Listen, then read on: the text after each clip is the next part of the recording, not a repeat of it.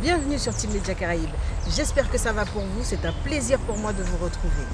Pour cette nouvelle émission, c'est Marie-Pierre Loiseau que nous allons retrouver, dit Mapi, parolière, poétesse et slameuse. Elle nous dit qui elle est.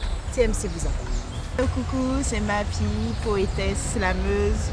Bienvenue au cœur de ma poésie. Aujourd'hui, TMC vous invite en mi-temps de ma parole.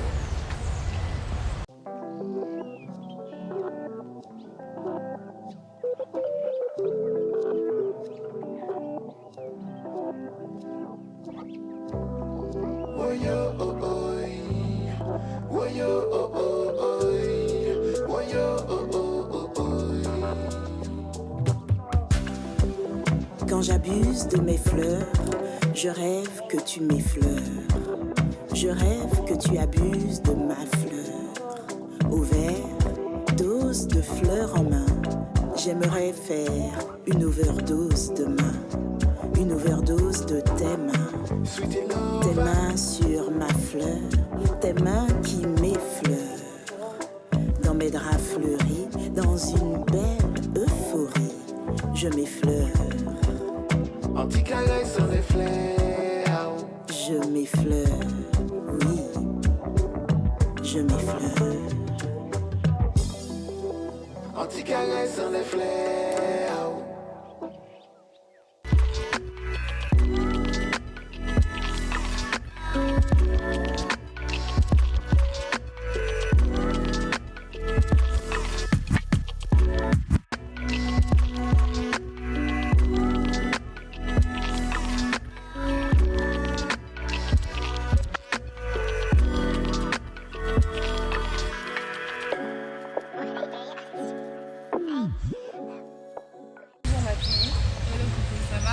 Ça va? Et toi? Bien? Ça va, Tranquille? Oui, on est bien, on est au frais. En tout cas, je suis enchantée de faire ta connaissance aujourd'hui. Merci. J'ai pu regarder ce que tu fais, franchement ça m'a plu, donc on va un petit peu en parler là. Ok, super. Ben, merci de me recevoir en tout cas. C'est un plaisir toujours de partager. Merci à toi. Est-ce que tu connais déjà un peu le concept de l'émission? Alors pas beaucoup, mais j'ai compris que vous allez entrer dans le cœur de ma vie. Et bon, j'ai l'habitude maintenant de me livrer, donc ça devrait aller. Voilà, le but c'est vraiment de te découvrir sur différentes facettes. Ok. D'accord, donc on va commencer. Alors, tu t'appelles Marie-Pierre Loiseau, Marie. Moi, ce que je veux savoir, c'est pourquoi Marie et à partir de quand tu as ce blaze? En fait, Mapi, c'est pas un blague, c'est mon petit nom depuis enfant en fait. C'est ma marraine qui m'a donné ce surnom. Mapi, c'est la contraction de Marie-Pierre, tout simplement. D'accord. Et puis avant, on disait Marie-Pierre et Mapi pour les intimes, et puis c'est devenu avec l'activité artistique l'inverse, puisque j'ai gardé ce petit nom. Voilà. Et maintenant, tout le monde m'appelle Mapi. Il y a des gens qui ne connaissent même pas mon vrai nom civil. Non, franchement, c'est bien parce que moi, je me suis dit, Mapi, ça fait job, comme si tu vois, ça résonne vraiment. Je me suis dit, peut-être que ça signifie quelque chose. Voilà. Ouais, mais c'est la contraction de mon prénom, mais peut-être que ça m'a porté aussi. Hein. En 96, donc, tu intègres l'atelier théâtre au CERMA. D'ailleurs, on y est là. Exact. Et en même temps, tu travailles avec le groupe Boss Connexion. Ok. Et à quel âge, tu avais quel âge à cette époque-là et comment tu t'es retrouvée à intégrer le théâtre, l'atelier théâtre et en plus à travailler aussi avec eux? Alors en fait, j'avais environ 14 ans. Comment je suis arrivée à l'atelier théâtre? On s'est déjà posé la question, ma soeur et moi, parce qu'on était toutes les deux inscrites et on ne se souvient pas. Je pense que on cherche des activités, on a dû tester ça. Bon, et puis ça a été une vraie révélation. Moi j'ai fait 10 ans ici au CERMAC, donc ce lieu est très symbolique pour moi. C'est ici que j'ai grandi finalement artistiquement. 10 années à l'atelier théâtre du CERMAC. Et puis le hip-hop en fait il est venu parce que j'étais tout simplement fan de mon grand frère, qui était le leader si on veut du groupe Boss Connexion. Et je regardais ce qu'il faisait sur scène, ça m'émerveillait et un jour j'ai écrit en secret dans ma chambre et je suis venue lui montrer toute timide, regarde ce que j'ai fait et tout. Et là il m'a dit c'est bon, tu es dans le groupe, ça y est, on y va, on bosse, on travaille. Et c'est comme ça que j'ai commencé le rap. Et donc je suis une enfant du hip-hop et J'avais à l'époque les yeux, toujours, pour Hip Hop Bocaille. À l'époque, c'était pas Hip Hop Bocaille, c'était les mecs qui pas qu'à fait la fête. Oui, et tous ça, les j'ai autres entendu. groupes qui se sont retrouvés aujourd'hui dans ce collectif. Et c'était pour moi les maîtres. Et c'est un plaisir aujourd'hui parfois de croiser sur scène, de voir qu'on partage des choses ensemble.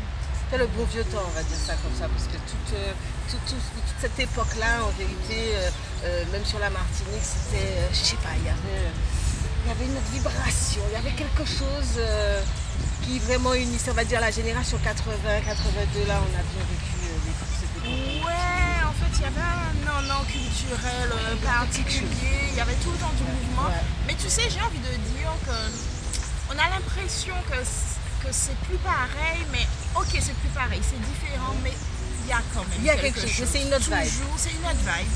Mais c'est à nous aussi d'entrer dedans et puis de donner un peu de nous. Tout à fait. Moi, je suis obligée de sélectionner les endroits où je vais parce qu'il y a tout le temps quelque chose qui se passe en Martinique. C'est vrai. Quand j'entends des fois les gens dire ouais, il n'y a rien à faire, je comprends pas en fait. Je me demande mais ils sont où? Est-ce que vraiment ils écoutent ce qu'il y a autour d'eux? Parce que moi j'ai du mal en fait. Des fois je vais nulle part parce qu'il y en a trop et je sais plus quoi choisir. Mais est-ce que la communication est vraiment bien faite autour de ça? C'est ça aussi. Parce que c'est vrai que quand on va chercher vraiment sur les sites, etc., on voit qu'il y a des événements culturels qui se passent assez fréquemment et tout. Mais je me dis, même en télé ou en radio, est-ce que c'est assez, vraiment on communique assez dessus pour que vraiment la population se rende compte que oui, il y a des événements culturels. Alors je crois que les réseaux sociaux en fait ont changé le mode de communication autour de tous ces événements-là effectivement et du coup si on n'est pas très connecté sur les réseaux, on a un peu de mal parce qu'il faut avouer que les médias classiques diffusent un peu moins tous ces événements, mais il faut qu'on fonctionne avec notre temps, C'est vrai, donc c'est on vrai. va pas se plaindre, connectés comme nous. Soyons Une fois qu'on est connectés. abonné à 2-3 pages, C'est vrai, on a les après on ne sait plus informations. quoi faire. Même sur les groupes WhatsApp, donc vous pouvez trouver de quoi vous amuser, passer un bon moment sans forcément aller dans les soirées, etc. Vraiment passer de très bons moments conviviaux, tranquilles, en mode chill, tu vois. On continue. En 2009 plutôt, tu découvres le slam. De quelle façon tu as découvert le slam? Totalement par hasard. J'ai découvert le slam vraiment totalement par hasard. En fait, comme je t'ai dit, je faisais du hip-hop depuis 1996, voilà. Et puis peut-être vers 2007-2006, j'ai arrêté. Parce que mon frère est parti sur Paris, donc on a continué à bosser un moment à distance. Et puis on n'était pas encore connectés comme aujourd'hui. Donc la distance a provoqué un certain nombre de difficultés. C'était moins confortable, moins agréable. Et du coup, j'ai arrêté pendant peut-être 1 an ou 2. Et comme je suis une fille de culture et que j'ai grandi au CERMAC, j'allais toujours au festival de Fort-de-France en fait. Et un jour, j'entends qu'il y a une scène slam au festival de Fort-de-France. Je vais découvrir parce que je ne connaissais pas. Et puis j'arrive là dans cette salle, c'était au Théâtre Autonome Marot, tout près là. Et puis je vois des gens qui s'expriment sur la scène. Ça m'a rappelé l'ambiance des soirées hip-hop, des moments hip-hop en fait. Et ça m'a donné envie d'aller lâcher mes tripes comme les gens. Les gens venaient là, ils lâchaient leurs tripes. J'ai trouvé ça trop génial et c'était un mélange entre ce que je connaissais au hip-hop et au théâtre, tu vois, le mélange des deux. Donc je suis allée, j'ai pris un lyrics que j'avais et au lieu de le rapper, je l'ai déclamé à la façon poétique. Et puis voilà, le truc est reparti comme ça, je suis rentrée chez moi et je me suis remise à l'écriture et puis ça ne s'est plus jamais arrêté et je souhaite que ça ne s'arrête. Nous aussi on souhaite parce qu'on aime beaucoup. Merci. Et justement ça t'amène à remporter en 2012 le Madina Slam Contest. Exactement. Ouais, je suis championne de slam. Qu'est-ce que tu ressens à ce moment-là? Écoute, l'année où j'ai été sacrée championne, je ne voulais pas aller au cours. Il y a un truc qui est important pour moi dans cette vie, c'est que ce que je fasse ait du sens et que je me sente utile. C'est mon leitmotiv dans tout, professionnellement, artistiquement, j'ai besoin de me sentir utile. Et là, en fait, j'étais dans une interrogation sur ce tournoi. Je me disais, oh, c'est bon, on va, on fait le show, on est dans un concours. Mais qui se sent sani, quoi. Plus ça nous qu'a fait ça. Et puis j'ai eu un échange avec Papa Slam, qu'on ne présente plus. C'est clair. Et je lui ai dit, non, on m'a pas fait ça, surtout que là n'a pas de sens. Et là, Papa Slam me dit, mais ma fille, en fait, non, il y a un truc que tu n'as pas capté. Le tournoi, on s'en fout en fait de la compétition. Au tournoi, là, tu es dans une salle où il y a plein de gens qui vont venir et que tu ne rencontreras nulle part ailleurs, qui ne viennent pas à nos moments de parole libérée mensuels, quotidiens. Et ces gens-là ont besoin de recevoir ta parole là. Kavini là, c'est parce qu'on y en a écoute. J'ai dit, ok, là, tu vois, il m'a redonné le sens de ma mission. De l'année à côté. Ouais, et puis moi, venu là, comme ça, parce que mon tennis m'a écoute. Et puis j'ai été championne. Voilà, et j'ai dit waouh. En tout cas, si je retiens une chose du fait d'avoir été championne, c'est que ça m'a ouvert beaucoup de portes. En fait. 2020, tu publies ton premier recueil toute seule, parce qu'il est en auto-édition, intitulé Au bout du petit matin, l'émission. Oui. Ensuite, il n'y a pas si longtemps, tu sors un récit de voyage poétique en terre d'Afrique intitulé Poussière. Oui. Ça t'est venu comment l'idée de faire ton recueil de poèmes et pourquoi toute seule en fait? Pourquoi tu as pris cette décision? Alors, pendant longtemps, je ne voulais pas publier. J'avais une crainte, c'était que si les gens ont mes textes chez eux, qu'ils ne viennent plus me voir sur scène. Okay. Et je disais, mais non, moi c'est ça que j'aime en fait, c'est le partage. Avec les gens, j'ai besoin de ce contact-là, de sentir que les gens me disent que ce que je dis leur fait du bien et tout ça. J'avais très peur de la publication. Et puis, il y a deux choses qui m'ont amené à sortir ce recueil. C'est parce que j'ai commencé à voyager avec ma parole. Et là, une fois que tu es dans le pays de l'autre, tu ne peux pas lui dire si tu veux réentendre le texte, fini. Voilà, puisque tu te barres, tu retournes chez toi, et tu laisses les gens sans rien. Ouais. Et donc je me suis dit, ok, là, les gens, ils demandaient en fait, et même en Martinique, des fois les gens me demandaient, mais est-ce qu'on peut avoir les textes? Donc il y avait cette demande-là, et cette envie en fait de permettre aux gens de continuer à savourer après. Et puis je suis maman aussi depuis 2015. Et ben voilà, je me suis dit qu'il faut laisser des traces quand même, un héritage. Ensuite, pourquoi l'auto-édition? En fait, j'ai discuté avec un ami qui publie beaucoup de livres, qui a déjà sorti une vingtaine de livres pour moi. Et en fait, il m'a accompagné, celui qui a préfacé d'ailleurs mon recueil, Folagadette, Steve Folagadette, je ne vais pas le nommer. Et voilà, il m'a dit que ça pouvait être une bonne formule pour éditer, donc j'ai dit ouais, on tente, pourquoi pas. J'ai vu que c'était pas compliqué de faire soi-même, puis c'est l'esprit hip-hop en fait, hein, on fait nos affaires. Tout à fait, c'est vrai. On va aller, et ça a très bien fonctionné, donc voilà. Pas de difficulté, c'était vraiment un choix personnel, donc c'est l'aventure de s'auto-éditer. Ouais. Après le deuxième, je l'ai quand même envoyé à un certain nombre de maisons d'édition. Moi, j'ai pas eu de retour positif. J'en ai eu, hein, mais c'était plutôt des arnaques. Parce qu'il faut faire attention aussi. Hein. Il y a des maisons d'édition, je ne dirais pas au niveau caribéen, mais au niveau européen, qui sont plus là pour faire du fric qu'autre chose. Ils te disent qu'ils t'éditent, mais ils te demandent de payer une somme. Après, tu n'as pas de certitude sur la façon dont ils distribuent ton livre. Et puis, moi, je fais pas ça. Je fais ça pour mon public, tu vois. À part quand je voyage ou je distribue à l'extérieur, mais quand tu prends une maison d'édition là-bas, tu sais pas s'ils vont rayonner vraiment dans la Caraïbe et tout ça. Donc les propositions que j'avais ne m'ont pas convenu et je me suis dit ça a très bien fonctionné la première fois en auto-édition, voilà, on fait pareil, hein. Et j'ai pu lire aussi que depuis 2019, tu as repris en collaboration avec Maëva Diverger de Yawa, l'organisation justement du Madinina Slam Contest. Pourquoi tu as voulu reprendre dans quel but? En fait, le Madinina Slam Contest, c'est l'événement phare de l'année de la Slamada. La Slamada qui est le collectif de slameurs de Martinique. Et ça n'a pas été une volonté, Bagaïla tombé en nous en fait. Makanja, qui organisait le Madinina Slam Contest, nous a dit après la 10e édition, bon, moi, je passe à autre chose et je veux que ce truc-là continue à vivre. Donc, il y a eu une année où il n'y a pas eu. Et on s'est dit, mais non, mais en fait, on ne peut pas laisser ça mourir comme ça. Parce qu'il y avait un tournoi en Guadeloupe qui ne se fait plus. on s'est dit non, le nôtre il vivait encore et bon, comme on s'entend bien artistiquement, elle et moi d'ailleurs on nous confond souvent, on s'est dit bon, on essaie, on tente l'aventure. C'est elle qui a eu l'idée et puis j'ai dit ok, on y va. Et on est contente quoi, de voir qu'on a réussi à prendre le relais et c'est vraiment une sacrée ambiance. C'est quoi l'organisation de concept comme ça? Alors, quand tu dis l'organisation, comment ça se passe ou comment nous on... Ouais, les deux en fait. Alors là, c'est le grand moment où tous les paroleurs, poètes, slameurs, quelle que soit la façon dont ils se nomment, viennent et ont le droit de s'exprimer et puis sont en train de...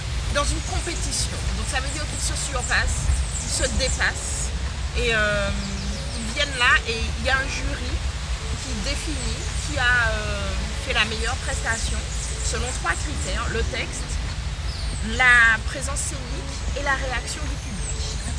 Alors il y a ces 3 critères-là, il y a un jury composé à la fois de nos partenaires, à la fois de personnes du monde de la parole et de l'écriture, et puis de personnes tirées au sort dans le public.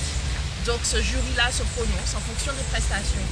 Et puis le public aussi décide parce qu'il y a l'applaudimètre qui nous donne une note aussi. Voilà, et qui concourt à la note finale. Donc d'abord il y a un premier passage où tous les poètes passent.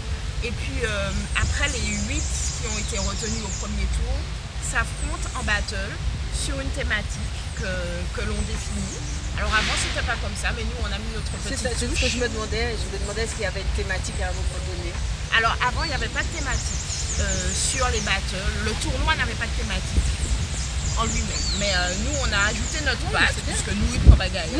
Oui. Voilà, donc chaque année il y a une thématique. En 2023 c'est non en droit, non entre parenthèses en droit.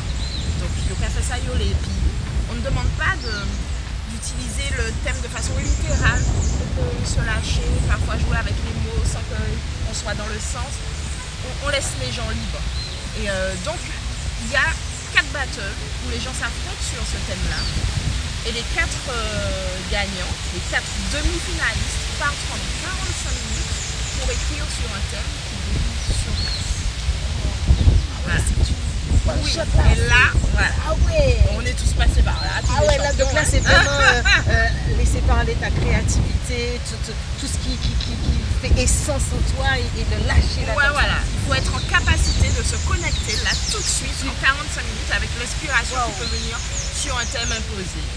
Et ça... Pour toi, non? C'est une question d'habitude et d'entraînement. D'accord. Moi je dis toujours c'est à force d'écrire qu'on écrit. Voilà. Et quand c'est comme ça, par exemple, les 45 minutes, je sais pas, mais la personne elle a écrit quelque chose, est-ce qu'elle, en récitant, en parlant, est-ce qu'elle peut changer? Ah oui, parce que nous, on ne demande pas à la personne ce qu'elle a écrit. D'accord, ok. La personne vient et elle s'exprime. Donc s'il est improvisé pendant un moment, il peut improviser. Ok, donc il peut commencer un petit peu ça et Oui, voilà, c'est ça. Ok, Voilà. donc juste donner un fil conducteur par exemple. D'accord, Voilà, et puis intéressant. après les 2 derniers s'affrontent en battle sur un texte de choix et c'est comme ça que le champion est ça. Et grâce à ton art, tu l'as dit aussi tout à l'heure, je dirais même le don que tu as reçu, parce que je vous invite à écouter vraiment, allez-y, parce que voilà, il y a des... Moi-même, il y a des choses qui m'ont captivé. Je suis restée là, je regarde la vidéo, en même temps t'écoutes le son. Non, franchement, allez regarder, écouter. De toute façon, je vous invite à aller regarder encore plus. Et, tu as voyagé partout, pas mal d'endroits, on va dire. Et surtout en Afrique. Je voudrais savoir c'est quoi ton rapport aujourd'hui avec l'Afrique. Alors mon rapport avec le continent africain, il est multiple. Alors déjà j'ai des attaches, j'ai des affections là parce que j'ai rencontré des gens formidables. Il y a certains jeunes qui sont entrés en poésie à ma rencontre sur le continent africain en fait. Ils sont entrés même en poésie je dirais parce que la poésie est devenue un truc essentiel à leur vie. Ouais. Une vocation, quelque chose. C'est ça, et on a gardé des contacts, donc il y a ces contacts amicaux-là, et puis il y a la découverte de moi-même aussi, hein, en allant sur le continent. La première fois c'était en Côte d'Ivoire, puis au Congo. Le Sénégal est venu après. Mais le fait d'aller comme ça sur la terre-mer, bon alors il y a de la désillusion par rapport au fantasme qu'on peut se faire parce que finalement la colonisation est plus que présente là-bas. On se dit oui, je retourne à la source, mais on retrouve le poids de la colonisation aussi.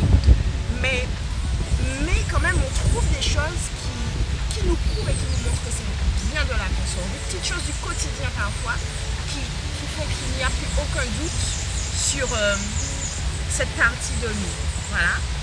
Et en même temps, le fait d'y aller et de voir des gens super enracinés, parce que bon, je suis allée dans 3 pays, mais j'ai rencontré des gens de plein de pays, parce que c'était des festivals internationaux avec des artistes venus de plein d'autres pays du continent africain, et de les voir chaque si bien ancrés dans leur culture, je me suis sentie branlante en fait. Et quand je dis me retrouver moi-même, c'est-à-dire que quand je suis revenue chez moi, parce que même si une partie de moi vient de là, ce n'est pas, le continent n'est pas mon lieu de naissance. Et je ne suis pas une Africaine. Une partie de moi est l'Afrique. Et j'avais besoin en fait finalement de retrouver ce que je suis vraiment. Et ben, je suis revenue au CERMAC, comme quoi on retourne, on refait la boucle. Voilà. Et je me suis inscrite tout de suite à l'atelier de danse Belay. J'avais besoin de me reconnecter avec ce non-non là en fait, avec ce qui fait nous-mêmes, nos pratiques ancestrales. Et je me suis trouvée trop loin de ça en fait, en allant à la rencontre de l'autre. Et là, je me suis remise dans le non-non de notre culture, de notre créolité et tout ça. Est-ce que tu ressens, parce que j'entends des fois des gens dire quand ils ont été pour la première fois, ils ont ressenti vraiment dans leur cœur, dans leur corps, ils ont ressenti quelque chose. Est-ce que toi, tu as eu à des moments, tu as eu ce truc qui est passé? Ouais, j'ai eu beaucoup de moments où il y avait de l'émotion forte, où certaines odeurs me rappelaient des choses de chez nous, comme je t'ai dit, des choses du quotidien. Et puis j'ai aussi beaucoup pleuré parce que, moi j'ai mis les pieds à l'aéroport en Côte d'Ivoire. J'étais dans un émerveillement, sauf que j'étais avec des gens du monde de la parole, donc ces gens-là te mettent dans la réalité tout de suite. Et on prend la route, à peine sorti de l'aéroport, le mec il me dit regarde le mur qui est là, et on roule sur des kilomètres et il y a un mur qui n'arrête pas, il me dit c'est le territoire de l'armée française.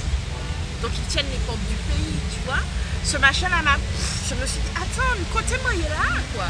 C'est quoi ce truc? C'est vrai qu'on s'attend pas à ce... Ouais. Donc quand je te dis le poids de la colonisation, non seulement aussi dans les cheveux défrisés des nanas, les publicités 4x3 où on te vend des produits pour blanchir ta peau. Il y a des trucs qui m'ont bouleversée. Quand tu marches dans une rue et on te dit oui, ici il y avait des femmes qui marchaient pour la paix et l'armée française est arrivée et on les a tirées sur elles avec des canons, elles sont tombées ici. En fait j'ai eu des moments là où je me suis dit mais côté nous est là, c'est quoi ce monde quoi? C'est quoi ce monde? Et puis on vient nous parler des rebelles, mais qui sont derrière tous ces terroristes et tout ça? En fait en allant là, les gens ils te disent qui sont les vrais terroristes chez eux. Non, on n'est pas venu pour faire une émission politique. Il faudra qu'on puisse peut-être même refaire une émission pour en parler. Oui. Parce que c'est très intéressant et vu que toi tu as été et que tu peux témoigner de certaines choses, ce serait bien qu'on puisse se revoir pour une prochaine émission et pouvoir pourquoi pas faire avec notre personne un thème sur l'Afrique. Ouais. Ce serait intéressant. En tout cas, merci beaucoup parce que tu réponds à nos questions et moi-même je bois tes réponses. Carrément, parce que voilà, le phrasé, non, c'est un plaisir de t'écouter vraiment. Parce qu'on aurait pu encore raconter tellement de choses et partager tellement de choses, mais c'est vrai que le temps nous est compté. Et on a un timing quand même à respecter. Si on peut prolonger un petit peu, parce que là, il est bon, quoi. Ah oui, mais si c'est moi ou éviter, mais on va qu'à finir par aller, hein, donc vraiment contrôle ton match. Non, franchement, parler, c'est bayaï. Justement, dis-nous, si on veut te rencontrer, t'avoir pour une prestation, savoir un peu plus sur toi, où est-ce qu'on peut aller, comment on fait? En fait, c'est super facile, hein. Il faut simplement m'envoyer un message. Je suis sur Instagram, je suis sur Facebook, on tape Mapi Émotion, il y a Mapipi, MAPIPIE. Et on me trouve en fait, et un message, après je suis très accessible, s'il faut échanger le numéro de téléphone, on échange et on se connecte. Voilà. Ok, donc vous avez compris, tapoté les réseaux sociaux, le nom sur les Ma réseaux pie sociaux. émotion ou ma pipi. Voilà, et vous allez trouver, vous pouvez envoyer un petit message et ça sera avec plaisir qu'on pourra le retrouver. Pour cette première partie, on a terminé. On rentre tout de suite dans Dîne qui tu es. Ok. Revoici le jour.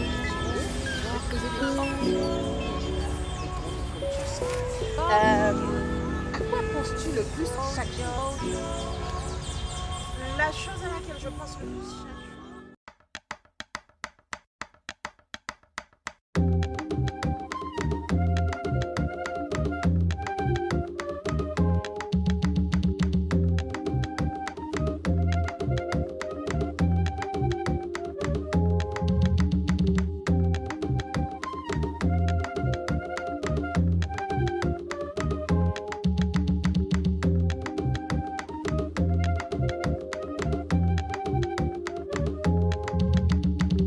Grand-père est parti en dissidence pour valser dans les bras de douce France. 1, 2, 3, 1, 2, 3. Les bombes donnaient la cadence. Grand-père est resté jusqu'au bout dans la danse, mais douce France n'a jamais remercié pour la danse. Douce France danse et le cavalier n'a aucune importance. Douce France danse et tout le reste, elle s'en balance. Elle danse, danse, danse, elle se balance et s'en